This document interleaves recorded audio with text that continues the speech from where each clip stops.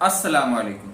क्या हाल चाल, उम्मीद करता हूँ ठीक होंगे, खैरियत से होंगे। मेरा नाम है जमी और मेरे साथ हैं शहजाद चौधरी। तो आज की वीडियो का टॉपिक कुछ यूँ है, आईएमएफ ने पाक से के साथ अपने सारे डील किए सस्पेंड। तो जी आज की वीडियो देखते हैं, एंड पे देंगे अपना रिएक्शन। अगर आप हमारे चैनल पर नए हैं तो चैनल को लाइक करें, शेयर करें, सब्सक्राइब करें और बेल का आइकन दबाना मत मत भूलिए। भूलिए। वैसे ये हो नहीं सकता कि आईएमएफ जो है वो पाकिस्तान के साथ डील जो है वो कैंसिल कर दे। क्यों मेरा नहीं ख्याल हो है सकता भाई? नहीं, पुराना हिसाब तो वो क्लियर करेंगे और नया वाला मेरा ख्याल है कुछ सस्पेंड नई होगा। डील सस्पेंड कर देंगे ना, पुराना नया तो माल पुराना देना बंद विद, कर देंगे, हाँ, बिल्कुल पुराना ऐसे तो ही है। विद इंटरेस्ट, अच्छे वाले इंटरेस्ट रेट से वो अच्छा, वो लेंगे ना बड़े सारा मजे कुछ। से आते हैं, इंटरेस्ट ले जाते हैं और असल माल छोड़ जाते हैं, ठीक है, फिर साल बाद आ जाते हैं। या तो तो बड़ा सारे का सारा निचोड़ कर ले जाए ना एक बार। अगर कुछ भी होता है, भूखे मरते हैं लोग तो मर जाएं, लेकिन ये तो होगा ना कि चले एक बार जान तो छूट गई ना। अब साल बाद आएंगे, साल बाद फिर उतना जमा हो जाएगा, फिर आएंगे फिर उतना जमा हो जाएगा, आगे कुछ दे नहीं रहे अच्छा, तो हमारे क्या यहाँ पे करें इस मजे की पे? बात एक पता क्या होती है, लास्ट टाइम ना, मतलब हमने सुना था कि एक शौकत अजीज नामी एक बंदा था, पाकिस्तान में वजीर खजाना रहा, ठीक है। बाद में पता चला जब वो यहाँ से चला गया तो पता चला कि वो जी बाहर वर्ल्ड बैंक का समथिंग किसी बैंक का जो है ना वो है जॉब होल्डर पर्सन, और उसको यहाँ पे उसकी नेशनलिटी पाकिस्तानी थी, तो उसको यहाँ पे 5 साल के लिए भेजा कि हमें ज़्यादा से ज़्यादा पैसा कमा के दो, ज़्यादा से ज़्यादा मुनाफा कमा के दो। उसने खूब सारा जो है फ़ायदा दिया। एट द एंड वो पता नहीं कितने बैग जो है ना वो भर के ले गया, एयरपोर्ट से निकल भी गया, ठीक है।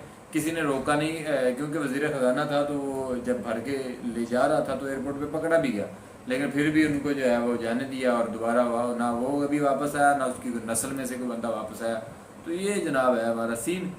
तो जी वो कहते हैं ना कि वो क्या गंगा बह रही है तो हम भी वो क्या नहा कहते हैं, लें। हमने भी नहा लें, या कतरा हमने भी नहीं उठा लिया तो क्या फ़र्क पड़ता है। तो ये ज़मीर मार चुके हैं असल में, क्योंकि आज भी बात हो रही थी ना कि हम लेन देन तो, के मामले में जो है ना, हाँ, बंदा मतलब लेके तो उधार चीज ले गया, और फिर जो है वो पता चला कि वकार वो कैम रहता है बंदे का, वकार और म्यार मेंटेन रहता है कि जब आप किसी से कुछ लेते हैं तो मजबूरी उसे में लेना पड़ सकता लेना है, कोई पड़ता है। मसला नहीं। हुकूमतें या फिर घर या फिर आपकी फैमिली या कुछ भी इस तरह का आप कह सकते हैं कि आपके फेस्टिवल या आपकी सेलिब्रेशंस, इसमें ज़रूरत पड़ जाती है कि लोगों से लेन देन करने में। वो कहा जाता है ना कि जब आपके घर में कोई मेहमान आता है तो समटाइम आपके पास उसकी खिदमत करने के लिए पैसे नहीं होते, तो आप किसी से पकड़ कर उसकी खिदमत करें, क्योंकि आपको पता है कि बाद में मैं वो मैं कर्जा बिल्कुल पे कर सकता हूँ। तो ये लेन देन होना चाहिए, ये ज़िंदगी का हिस्सा है, लेकिन बेहतरीन शख्स वो है जो इस लेन देन में पूरा उतरता है, अपने वादे को पूरा करता है, बिल्कुल ऐसे अपने ही। अहद को पूरा करता है। लेकिन पाकिस्तान का जो अहद है ये तो पता नहीं सस्पेंड अब क्या होता नजर आ है। रहा वीडियो है। देखते हैं, एंड पे देंगे अपना रिएक्शन। तो आज की वीडियो शुरू करते हैं, लेट्स लेट्स स्टार्ट। स्टार्ट। साहब, आईएमएफ नाराज हो गया क्या पाकिस्तान से? नाराज़ हो गया है और हमारे उनके साथ गुफ्तगू जो है वो सस्पेंड हो गया है। मगर हमें $3 बिलियन मिलने थे, 1 बिलियन मार्च, 1 बिलियन जून में और 1 बिलियन सितंबर में। अब वो नहीं मिलेंगे। मुल्क के पास दो बड़े सीरियस इश्यूज सामने आ रहे हैं। एक तो डॉलर्स बड़ी तेजी से हुकूमती खजाने में खत्म हो रहे हैं कि जो ऐलानात वजीर आज़म साहब ने किए हैं पेट्रोल और डीजल के हवाले से, उनके नतीजे में पेट्रोल और डीजल में कहीं बड़ी किल्लत, बहुत ही शॉर्टेज पैदा हो जाएगी मुल्क के अंदर। ये मेरे ख्याल में पॉलिटिकल रिएक्शन है जो इमरान खान साहब ने कहा है, और government of the United states pressure इस्तेमाल कर रहा है। नमस्कार दोस्तों, जय हिंद दोस्तों। स्वागत है आपका हिंदुस्तानी स्पेशल एचडी के एक और नए वीडियो में। दोस्तों, आईएमएफ ने फिर से पाकिस्तान को एक करारा लात मारा है। जो उनके बीच पाकिस्तान और आईएमएफ के बीच डील हुई थी कि लोन दिया जाएगा पाकिस्तान को, अब वो सारी डील को कैंसिल कर दिया गया है। अब पाकिस्तान को देखना है कि पाकिस्तान अब कहाँ पे जाता है फिर से भीख मांगने के लिए। अब तो उसके पास आईएमएफ का भी सहारा नहीं दिख रहा है। तो दोस्तों, आज की वीडियो बहुत ही ज़्यादा इंटरेस्टिंग बनी है, तो वीडियो पूरा लास्ट तक देखिएगा और चैनल पर आए तो चैनल को सब्सक्राइब कर दीजिएगा, क्योंकि हम आपके लिए ऐसा वीडियो लाते रहते हैं। तो दोस्तों, आप लोग वीडियो को एंजॉय करिए। साहब, आईएमएफ नाराज हो गया क्या पाकिस्तान से? नाराज़ हो गया है और हमारे उनके साथ गुफ्तगू जो है वो सस्पेंड हो गया है, और ये गुफ्तगू अब सितंबर में शायद शुरू होगा। अगर हुआ तो इसका मतलब ये है कि ये बड़ा सीरियस डेवलपमेंट है। और मुझे किसी ने अभी बताया है, ज़ाहिर है अनऑफिशियल है, ऑफिशियली हमने नहीं अनाउंस किया है, मगर हमें $3 बिलियन मिलने थे। 1 बिलियन मार्च, 1 बिलियन जून में और 1 बिलियन सितंबर में। अब वो नहीं मिलेंगे। और जब सितंबर में हमारी मुलाकात होगी तो ये निगोशिएशंस मेंबरशिप के ये जो हमारी एग्रीमेंट है, ये नए तौर पे दे विल स्टार्ट अफ्रेश। मेरे ख्याल में ये बताता है कि वो बिल्कुल हमारे से खुश नहीं है। कहते हैं नाजरीन, IMF हुकूमत पाकिस्तान को एक कदम आगे और 2 कदम पीछे जाने का कह रही है, टैग लगा रही है, और ये कह रही है कि कभी आप 1 कदम आगे आते हैं, 2 कदम आप पीछे चले जाते हैं। IMF जब किसी मुल्क को नाजरीन कर्ज देता है तो इस मुल्क के साथ पहले से तय कर लेता है कि रेवेन्यू और अखराजात इसमें खसारा ना हो, और वो अपने दिए हुए कर्ज़ों पर नज़र रखता है। पाकिस्तान इस वक्त $6 अरब के प्रोग्राम में तकरीबन 50% ले चुका है, जबकि आइंदा 1 अरब की किस्त फंसी हुई है, अभी तक मिली नहीं है, जबकि मुज़ाकरात भी इस पर हुए। तो वही बात हो गई, आसमान में या तो गिरना पड़ेगा या खजूर में अटकना पड़ेगा। IMF को राजी करें या आवाम को राजी करें, हुकूमत तो मुश्किल में फंस गई है। क्या यही ऑप्शन थे पाकिस्तान के पास?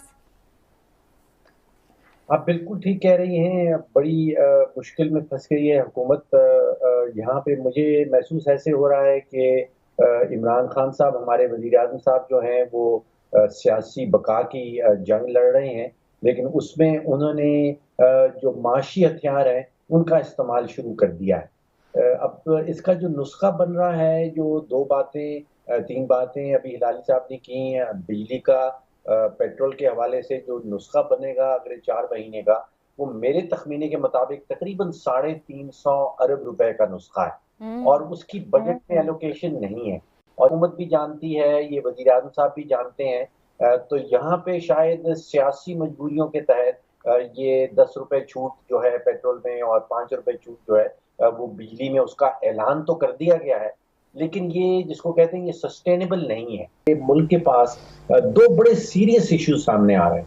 एक तो डॉलर्स बड़ी तेजी से हुकूमती खजाने में खत्म हो रहे हैं, क्योंकि हमारा तजारती खसारा जो है वो मुझे लग रहा है कि कहीं $50 अरब का होने चला है इस माली साल में, जो पाकिस्तान की 74 साला माशी तारीख में पहले कभी नहीं देखा गया। तो डॉलर्स खत्म है। और दूसरा बड़ा सीरियस इशू जो सामने आने वाला है, अगले चंद हफ्तों में नजर आने लगेगा, कि जो ऐलानात वज़ीर आज़म साहब ने किए हैं पेट्रोल और डीजल के हवाले से, उनके नतीजे में पेट्रोल और डीजल में कहीं बड़ी किल्लत, बहुत ही शॉर्टेज पैदा हो जाएगी मुल्क के अंदर। देखिए, एक तो बात यह है कि वजारत खजाना हुकूमत पाकिस्तान को वादे ऐसे नहीं करने चाहिए आलमी इदारों के साथ जो वो पूरे नहीं कर सकते। अब एक पैटर्न सा बन रहा है। अगर आपको याद हो कि फरवरी 2021 में हमने वादे किए थे, उस वक्त हमारे वजीर खजाना साहब डॉक्टर हफीज शेख साहब थे। फिर हमने $500 मिलियन की किस्त वसूल कर ली। अप्रैल में एक नए वजीर खजाना आए और उन्होंने कहा कि मेरे पास जादू की छड़ी है और मैं कोई वादे जो किए हैं IMF से वो पूरे नहीं करेंगे हम।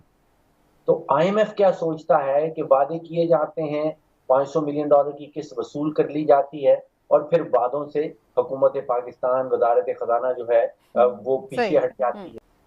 देखिए, पहली बात तो ये है कि ये स्ट्रेट फॉरवर्ड गवर्नमेंट पे प्रेशर आ रहा है अमेरिका से। ये मेरे ख्याल में पॉलिटिकल रिएक्शन है जो इमरान खान साहब ने कहा है, और government of the United states pressure इस्तेमाल कर रहा है। और ये जो प्रोसेशन रहा है, ये जो अपोजिशन का जो है, वो भी इस्तेमाल कर पे इनको बता रहा है। मुझे तो कहा गया है कि अगर नई गवर्नमेंट आई तो फिर उनसे हम रीनिगोशिएट करेंगे। और मैं आपको बताता हूँ, ये अमेरिकन जो है ना, जब ये न्यू निगोशिएट करेंगे, आप देखेंगे ये सब क्वालिटी, ये जो सब कंडीशंस हैं वो ये मॉडरेट हो जाएंगे। इनको कोई ज़रूरत नहीं है इतना हार्श होने के लिए ऐसे वक्त, एट दिस सेंसिबल टाइम, मगर वो जानबूझ के कर रहे हैं। ठीक है जी। डॉक्टर साहब, अब आप बताइए कि क्या IMF से मामला आगे खटाई में पड़ जाएगा? क्या IMF आगे पाकिस्तान के साथ चलेगा? देखिए, पहली बात तो ये है कि हमें अपने एक्शंस का अपनी गलतियों का खुद से जिम्मेदारी लेनी होगी। फौरन ही किसी आलमी इदारे को, किसी बैरूनी मुल्क को उसके ऊपर ब्लेम डाल दिया जाए कि वो हमारी सारी गलतियों की रिस्पॉन्सिबिलिटी उसके ऊपर पड़ती है, ब्लेम उसके ऊपर पड़ता है, इसका एक बड़ा बुरा असर होता है हमारी ज़हनियत के ऊपर। अगर हम ये नहीं मानते कि हम गलतियां कर रहे हैं, ठीक है। तो हम अपने आप को भी दुरुस्त नहीं कर पाएंगे। तो यहाँ पे गलतियों की जिम्मेदारी हमें खुद लेनी है। हम अपनी गलत पॉलिसियों की वजह से, अपने खसारों की वजह से मजबूर हो जाते हैं आईएमएफ की तरफ जाने की। हमारी कनपट्टी पे आईएमएफ बंदूक नहीं रखता कि आप जबरदस्ती मेरे पास आए। कहीं ऐसा तो नहीं कि प्राइम मिनिस्टर इमरान खान ने पॉलिटिकल माइलेज के लिए पेट्रोल और बिजली की कीमतें कम की और जो आईएमएफ के आगे अब महंगी पड़ रही हैं। आईएमएफ ने बिजली के नर्ख में 5 रुपये फ़ी यूनिट कमी की। उमूमी तौर पर सब्सिडी पर भी शदीद तशवीश का इजहार किया, जो तकरीबन 15 महीनों तक के लिए बढ़ाए गए थे। आईएमएफ का ये ख्याल है कि 15 महीनों में हासिल होने वाले इजाफे को एक ही झटके में ख़त्म कर दिया गया।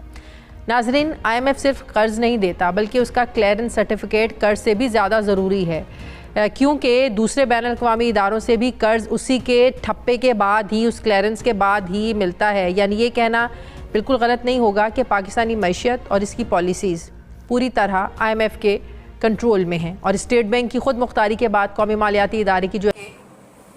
हाँ जी, तो वीडियो जो है वो ख़त्म हो चुकी है और वीडियो में पाकिस्तानी मीडिया जो है वो ये ओपनली बता रहा था, चीख कर कह रहा था कि क्या होने वाला है, क्या नहीं होने वाला। चीख कर ये कह रहा है कि अमेरिका की साजिश है, अमेरिका नहीं चाहता कि इमरान खान की हुकूमत आगे चले। हालांकि पहले जब इमरान खान पहले जब आया था ना, तो इसने कहा था कि मैं आईएमएफ के पास नहीं जाऊंगा और इसने बड़े बयान इस तरह के दिए थे जब जल से जुलूस कर रहा था ना। बिल्कुल ऐसे ही कर्जा नहीं लेंगे, बल्कि जो कर्जा पहले आ गया है उसे हम वापस कर देंगे वगैरह वगैरह, हमसे कर्जे लेंगे लोग आकर, ये इस तरह के बयान थे। और ले रहे हैं भाई, आप हमसे ले रहे हैं, हमसे ले रहे हैं, हम बिजली की सूरत में। अच्छा चलें, वो तो अलग बात है। और इसमें एक बात तो, 2 बातें मुझे यहाँ अच्छी लगी और दोनों बातों को थोड़ा एक्सप्लेन कर देते हैं, उसके बाद आप बोलिएगा और वाइंड अप कर दीजिएगा बात को। एक बात तो ये कि अमेरिका ये सारा जो हाथ पीछे कर रहा है ना, वो अमेरिका की वजह से। आईएमएफ जो नहीं कर्जा दे रहा, या आईएमएफ चाहता है कि अब पाकिस्तान को कर्जे की ज़रूरत नहीं है बल्कि इनको दलासों की ज़रूरत है, क्योंकि कर्जा ये ले ही नहीं सकते, क्योंकि कर्जा लेने के लिए ना बहुत सारे क्राइटेरिया की ज़रूरत होती है जो पाकिस्तान के हाथ में नहीं है, क्राइटेरिया शो करना। ऐसे ही है जैसे गरीब आदमी बैंक में चला जाता है पोस्टर पढ़ने के बाद कि यहाँ से कर्जा मिलेगा आपको घर बनाने के लिए, तो जब वो बैंक में चला जाता है। नहीं, जब हम गए थे तो अपनी बात करो ना, गरीब वो थोड़ा बात को घुमा के कर देना ज़्यादा अच्छा रहेगा। तो जब आप जाते हैं कर्जे के लिए तो वहाँ पहले तो पता है वो क्या कहते हैं, हाँ। कौन सा कर्जा, कैसा कर्जा, ये बाहर लिखा हुआ है। हाँ बिल्कुल, बाहर आपका जी पोस्टर पढ़ने के बाद आ चुके हैं, एसी लगा हुआ है, अब 2 मिनट ठंडी सांस लेने के बाद बोला जाता है कि घर बनाना है जी, और घर बनाने के लिए आपने बाहर लिख रखा है कि कर्जा चाहिए, आसान कर्जा, बिल्कुल लिखा। तो ऐसा होता है जैसे अभी आपने जाना है और घर बनाने के लिए वो क्या कहने, आपने कहना है कि आपके पास सबसे अच्छी चीज कौन सी है जो आप पेश करके कर्जा ले सकते हैं। तो वो एक शरीफ आदमी आइडेंटिटी कार्ड, अपना नेशनलिटी कार्ड दिखाता है, कहता है मैं पाकिस्तानी हूँ, ये देखें मैं छुपा हुआ नहीं हूँ, आप मुझे कहीं भी ढूंढ सकते हैं, मेरा पूरे का पूरा बायोडाटा नादरा में ऑनलाइन है वगैरह वगैरह।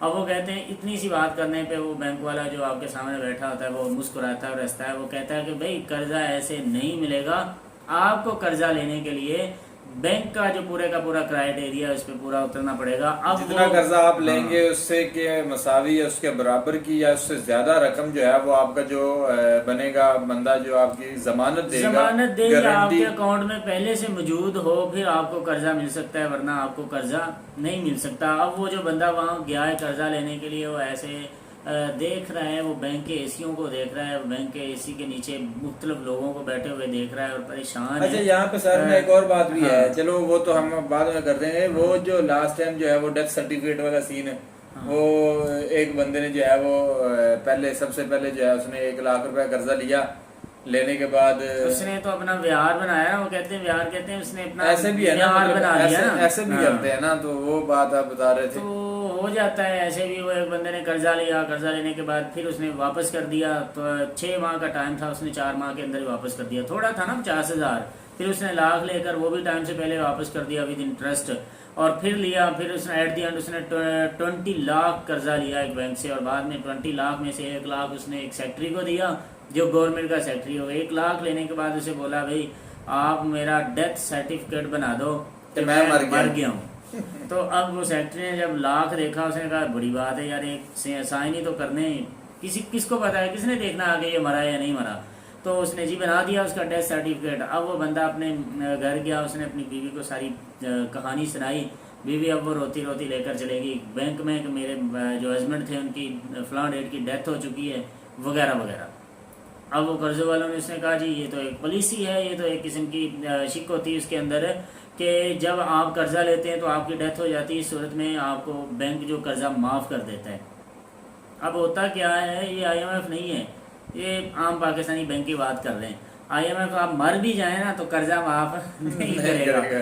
तो उसने फिर क्या किया, बेवकूफ़ी की इंतहा देखें, वो एक डिस्ट्रिक्ट से किसी दूसरे डिस्ट्रिक्ट में गया, वहां जाकर उसने 6 साल निकालने के बाद फिर उसी फर्म के पास चला गया। उसने दोबारा से कर्जे के लिए, लोन के लिए अप्लाई कर दिया। जैसे ही उन्होंने आइडेंटिटी कार्ड, जो उसका आइडेंटिटी नंबर था, वो कंप्यूटर के अंदर उसने सेव किया, तो पहले से उसकी पूरी लिस्ट आ गई कि तो बंदा पहले ऑलरेडी डेथ हो चुकी इसकी, तो इतना पैसों का ये मकरूज है, अब ये स्वर्ग में है या नर्क में है, वहाँ इसे देना पड़ेगा। तो उसने कहा भाई आप तो पहले से मर चुके हैं। उसने कहा नहीं ऐसा कुछ नहीं है, वो मेरा कोई और होगा। तो एक चेन चली, एक फ़ोन कॉल चली, फ़ोन कॉल पे सारा वाज़ह हो गया और फ़ौरन उस बंदे को उठा लिया गया। तो ये ऐसे भी होता है। तो बात कर रहे थे, होता क्या है कि कर्जा लेने के लिए आपको पहले से ही स्ट्रोंग होना पड़ता है। आप पहले शो करवाते हैं कि मेरे अकाउंट में, या फिर आपको कोई ऐसा बंदा चाहिए होता है जिसके अकाउंट में डेली के कोई 2 लाख आ रहे हों, डेली के नहीं मंथली, या फिर ऑलरेडी आपने 15 लाख लेना है तो 15 लाख आपके अकाउंट में पहले से मौजूद हो, फिर आपको कर्जा मिल जाता है। अगर आपको ऐसा कर्जा नहीं मिलता, अगर आपको आपके अकाउंट में इतने पैसे नहीं है तो कर्जा नहीं। यही जो है ना क्राइटेरिया, तो IMF भी समझदार है। वो कहता है कि भाई पाकिस्तानियों को कर्जे की ज़रूरत नहीं है, बल्कि इनको अब हौसले की ज़रूरत है। इन्हें जस्ट हौसला दें कि भाई कर्जा आप नहीं ले सकते, क्योंकि आपने वापस कहाँ से करना है, आपके तो हालात ही इतने गए गुजरे हैं। एक बात ये, और दूसरी बात ये कि बोला जा रहा था न्यूज़ के अंदर कि अमेरिका चाहता ही नहीं है पाकिस्तान को कर्जा मिले, क्योंकि बहुत सारी 2-4 पॉलिसियाँ ऐसी गुजरी हैं जिसके अंदर खुलेआम पाकिस्तानी गवर्नमेंट ने अमेरिका को चैलेंज किया है। तो सारी दुनिया जानती है।